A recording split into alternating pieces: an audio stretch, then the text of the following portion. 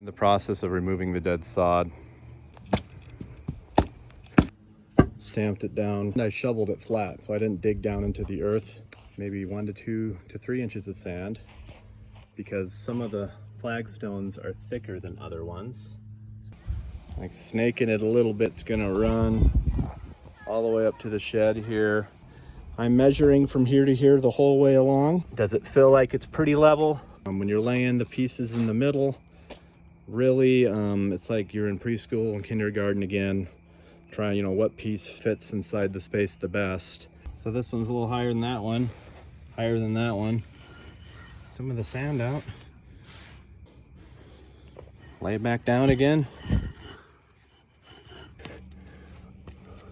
A lot more level. So I'm gonna have to trim that out a little bit.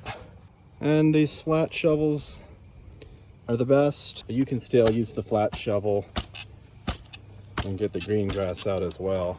Put enough sand here, I think, that will be enough to make it level with the other bricks. This feels pretty good. As long as it's within 1/4 of an inch, you're in good shape. I'm going to show you how to cut one of these stones as well. You can use one of these masonry diamond blade, and just on a normal grinder, you can score the side like so. I can just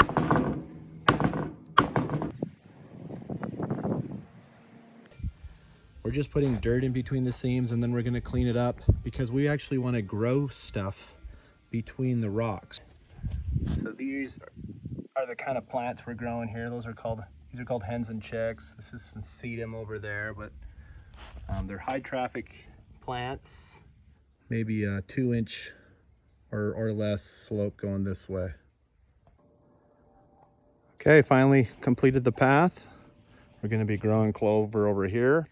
Of course, you can use sand to fill up these joints. And you can even go over the top with some polymeric sand to make it the seal more hard and stiff. But it turned out pretty good.